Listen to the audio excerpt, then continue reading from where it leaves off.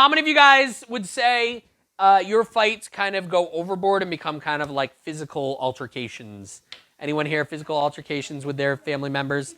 How many of you guys would say you argue with your parents?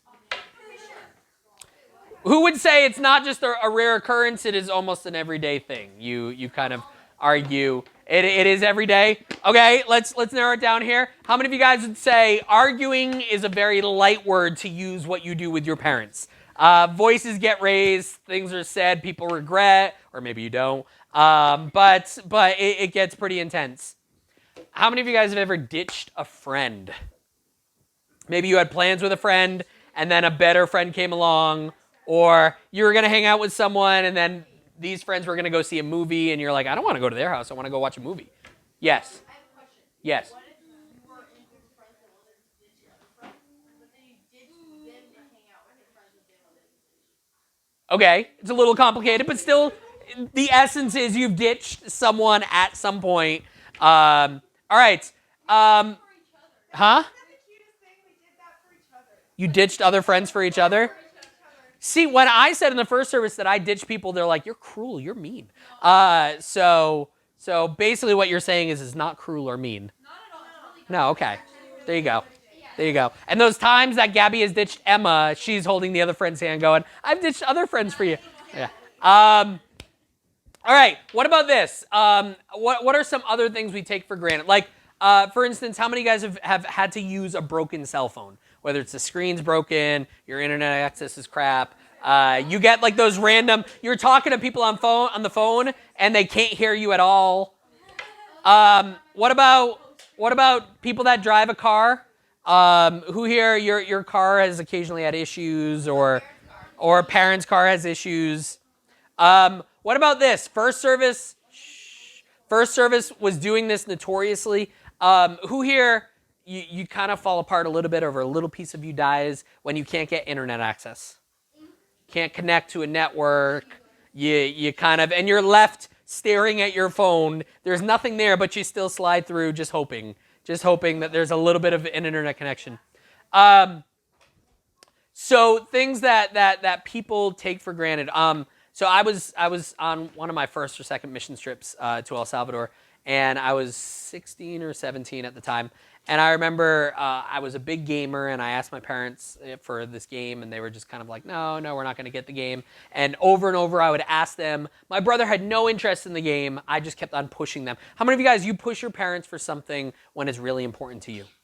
And you push it, and you push it. And with siblings, have you ever had like your sibling come in and steal it away from you? Like you push for it, and suddenly they get it. Or they take advantage of it first. And so I'd gotten back from the missions trip, and I was in the car, and my parents were like, hey, so we knew that you really wanted it, and as a welcome home gift, we got you the game you wanted. And I was like, that's awesome. And that's when my lovely little brother looked over at me and said, yes, but there's only one save slot, and guess what? I'm already using it. Now, how many of you guys, if your sibling stole something out from underneath you, you might use some choice words on them? None of you guys? Liars. Okay. How many of you guys would not use words, you would let your fists do the talking? Okay, yes.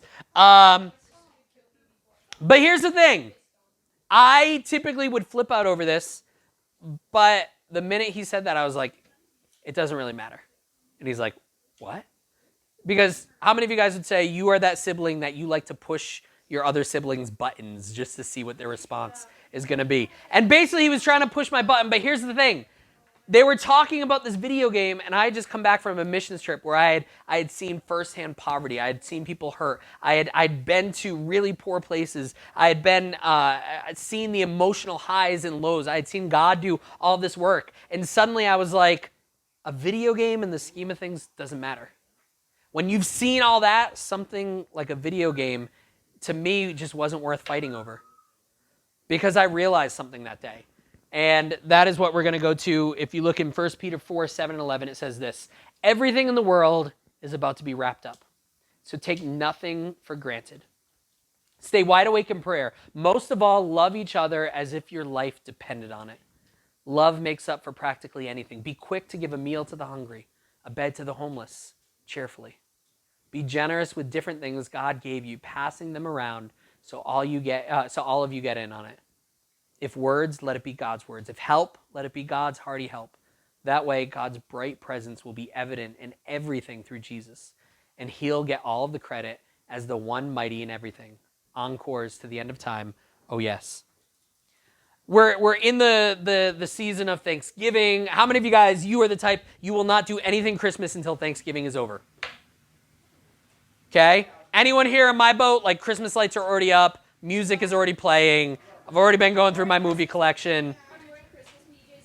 Yes. And again, for those of you guys that didn't hear, if you want to help set Epic up for Christmas, we are setting Epic up for Christmas, 4:30, the day of the Thanksgiving party. So if you want to show up and help out, that would be awesome. But we are in this season of Thanksgiving, and the truth is there are a lot of people that I've heard over and over say stuff like, well, you can't do it until Thanksgiving's over. And the best part is when I talk to some of those people, it's more that they're just not ready for Christmas to start, because I'm like, well, what Thanksgiving traditions, like what are you so thankful for that you want to wait till after Thanksgiving? And they're like, well, no, it's just too early for Christmas to start. Because I joke about it, and I joke and say that Thanksgiving is a speed bump to Christmas, but the truth is most people take nothing about Thanksgiving. All they care about is the meal. And we're reaching this season where it's all about being thankful. And looking at what we're being thankful for, the biggest thing that I came to that I want to talk to you guys about today is this. We talked about what people, can you not crack the can? Thank you. We talk about what people take for granted, what people take you for granted. But I want to flip that around, and I want to ask you guys or challenge you guys more with, what are you taking for granted? And how do you live a life where you don't take these things for granted? So how can you practically live that out, especially during the Thanksgiving season? How do you practically live out not taking things for granted? And it comes all out of what we read in 1 Peter 4, 7 through 11. So if I were to call anything today, it would be, I take nothing for granted. How do you live that out? The first thing Peter says is this: most of all, love each other as if your life depended on it. Love makes up for practically anything. So the first thing is loving others. Is that phone going to keep on going off? There we go. Think about this. You can just, hit DND. Think about this. How many of you guys, at certain points, depending on their mood, have a hard time acting out in love towards family? Depending on their mood. What about friends? Depending on your friend's mood, how many of you guys have a hard time actually loving your friends? Like you do in certain moments when everything is great, but when they're ignoring your calls, they're not texting you back, you find out they're hanging out with someone else. How many of you guys, love kind of goes out the window at that point? Here's the thing, life can be hard. And oftentimes when we are in the heat of the moment, love is the last thing on our mind. When we are screaming back and forth at our parents, love is the last thing you want to show. When they are saying something is your fault, even if it is the tiniest thing, the last thing you want to do is look at them and be like, I love you so much. Some of you guys want to say that, but in the most sarcastic tone, like, I just love our family. Has anyone ever done that? I'm sure in some way, somehow. But here's the thing, love is the last thing we want to do when the heat is on.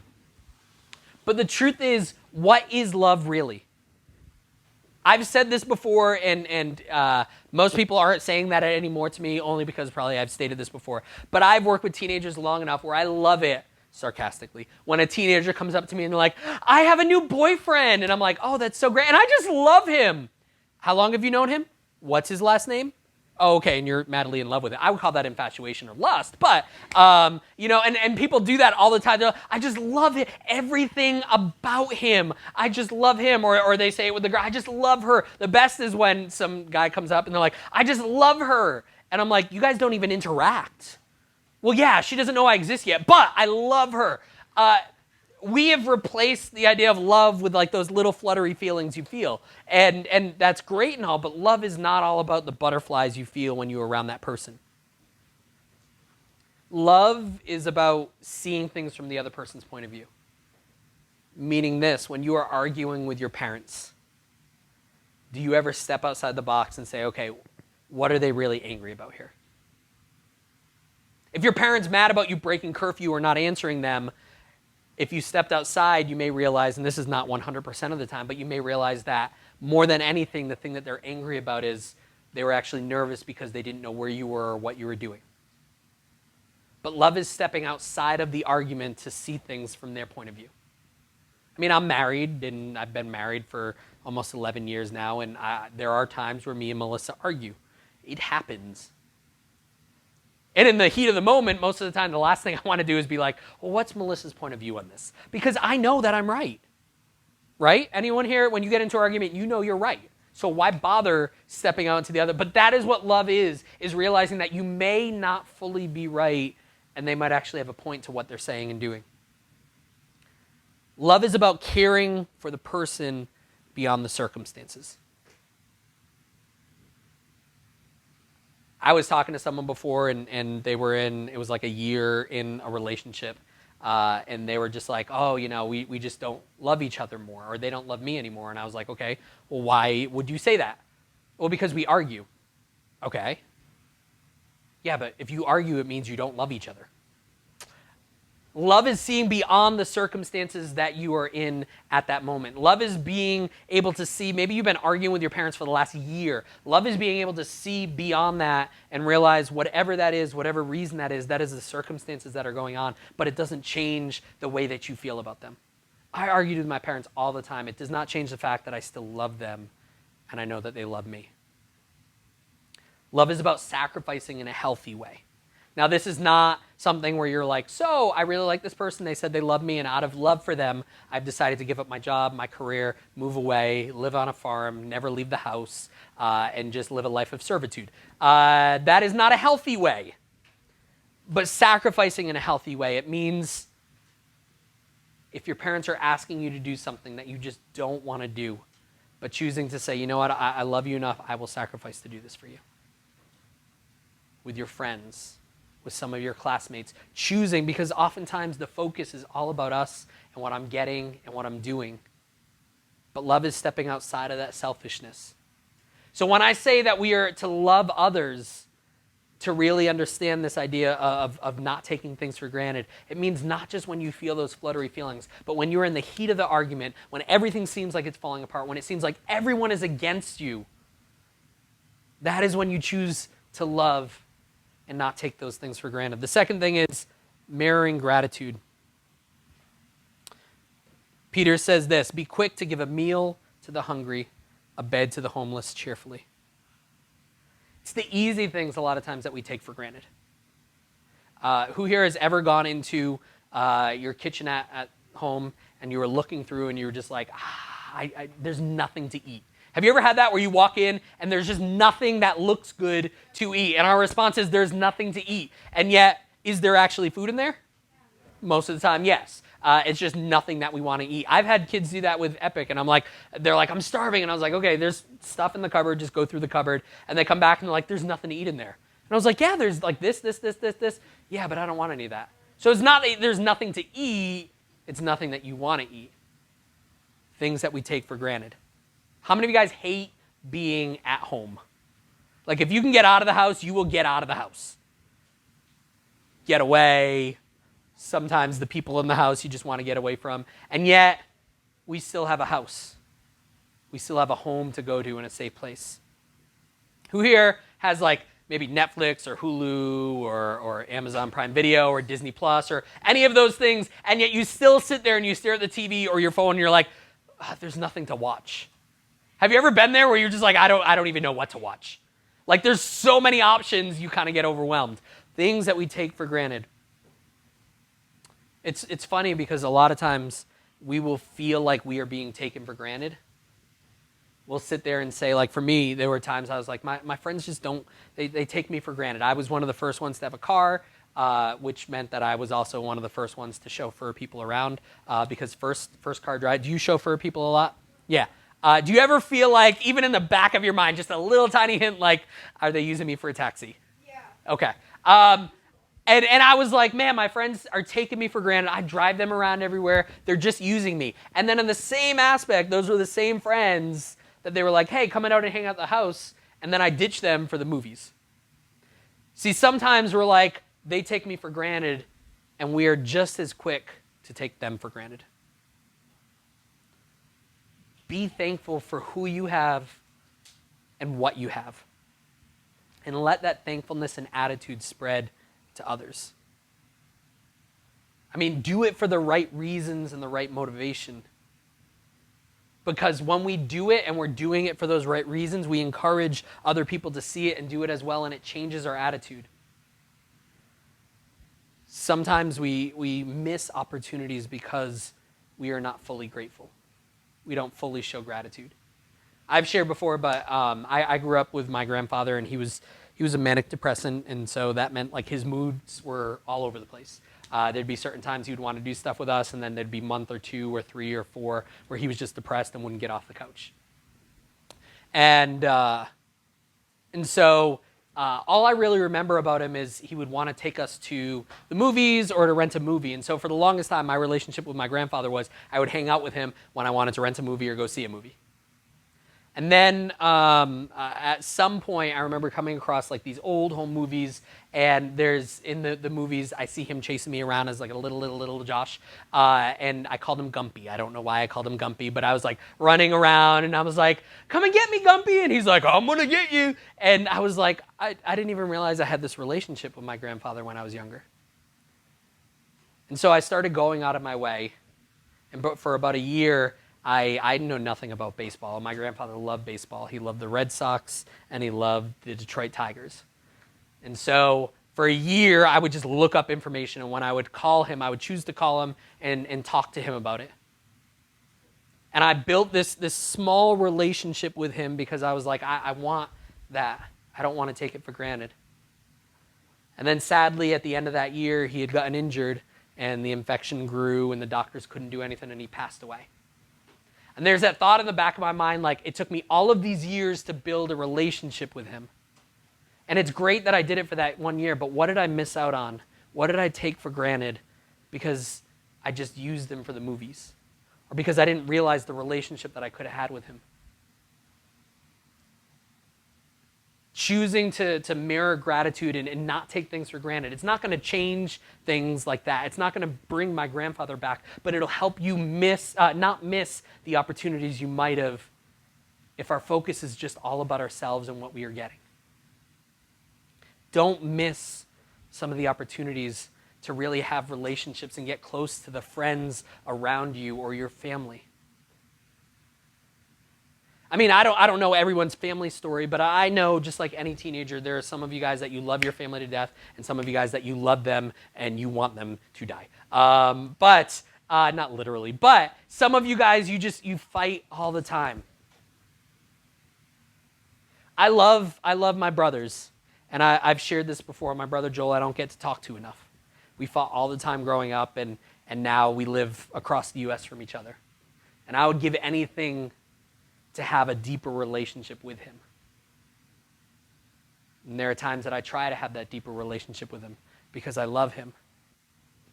Same thing with you guys. You might bash and fight with your family all the time, but if there's not like law-breaking things that are happening in your house, then you actually have a decent family. Don't miss the opportunities that are there. And the third thing is, be generous. Peter says, be generous with the different things God gave you, passing them around so all get in on it. If words, let it be God's words. If help, let it be God's hearty help. In the Bible, the early church in the book of Acts talked about how when they saw someone in the church that was in need, they would go out of their way to provide for those needs. They would actually go with certain people like Barnabas, sold their house and gave a portion to the people that were in need. I have friends that started this thing called the Bags of Hope. And basically around Christmas time, what they do is, it started off in a church in Massachusetts or Rhode Island, and it's spread to a lot of different churches as a lot of my friends have spread out. But kind of like what we do with the J127 here, they find families that have foster kids that come in, or they go into orphanages and different things like that, and they fill up these duffel bags for each kid full of different like useful things that they need, and then also like toys and games and everything like that, and they load them in by like the van loads, and then they go, and closer to Christmas they go and just hand them out to these families and give them as gifts. And so it's not just like a little gift thing that you're getting a whole duffel bag worth of Christmas gifts to these families that are in need. We do Operation Christmas Child here. Something happens when we are generous with what we have. When we help others, when we provide for them, when you meet someone else's need. When we give from our heart, it is a powerful thing. And it's not just about money when we say generous.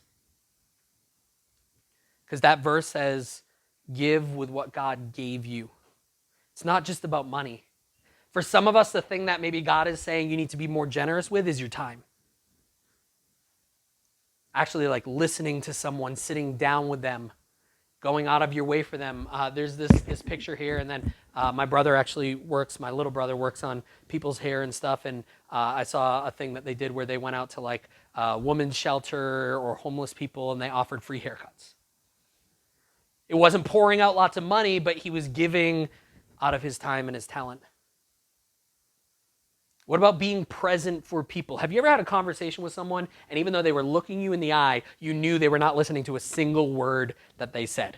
This is most of the time being a youth pastor. Because there are some of you guys, even as I'm speaking, you're like, and then there are some of you guys that are like, and I'm like, I see the words going right through their head. No, just kidding. But being present for someone, like being there when they need to talk to you, actually giving them the time and the intention to listen to them as they are venting about their problems, and being a voice of reason to them or a shoulder to cry on. As I said, using some of your talents, even if it means that it's not going to be in the spotlight. If no one else is going to recognize it or know it, sometimes we are so quick to hold in our talents because no one else is going to see it, no one else is going to notice it. And so we hold them in and hoard them to ourselves. Being generous, whether it's watching kids or fixing computers or whatever your talent is, being generous with your talents. And here's the biggest thing. It is not generous if you are complaining about it the entire time. We have Walter Hoving Home that hopefully will fall into place. I'm just waiting to hear back from them for the Christmas party. If you go to the Walter Hoving Home and give of your time and all that kind of stuff, but the entire time you're sitting there not helping, not serving, and you're just like, this is stupid, I hate this, all this, then you are not really being generous. You are kind of just being an annoying thing in the road that we just keep on driving over and over again. You are being annoying. You are not being generous. What about friendships? A lot of times when it comes to our friendship, we look for what can that person do for me? And that's how we build our friendships. I like what they do about this, so I want to be friends with them. What if you looked for people that really needed a friend, and you were a friend because they needed it? It's a lot harder, but what if you were generous like that? See, in this season, it's all about being thankful. But oftentimes, as I said earlier, we pass by and we forget about it. And honestly, there are so many things that we take for granted. I mean, I want to sit here and be angry about certain things or upset about certain things or whatever, but the truth is, it is so easy to realize that some of those things that I get upset over are just small and selfish, and some of those people that I get annoyed with are people that really need God's love and all that kind of stuff, and I should be more generous, and I should be more caring, and I should live not taking them for granted. Don't miss what you have. Because it's easy for us to realize everything we don't have and completely miss everything you do have. Be thankful for it by showing love to others, by marrying gratitude and being generous. So here's the thing. Are you finding yourself stuck? Are you finding yourself maybe depressed, angry, feeling dejected? What if we started saying, okay, God, you know what? I have a hard time with my family. I have a hard time with my friends. I have a hard time with everyone else. God, I'm not going to give up, but I need your help to do this. Because here's the biggest thing is that you are the first one to change when it comes to that. but oftentimes you change other lives as well down the road. So Father God, we come before you and I pray that you be with each and every student here, and I pray that you would help us. Help us not to take things for granted. Help us not to be that person that looks back 10 years later and wishes we had done things differently and talked to people differently and reacted differently. Help us not to burn bridges, but instead build bridges. Pray that you'd help every person here to not live a life that they regret, but to choose to live a life where they don't take things for granted. Help us to be thankful in your name. Amen.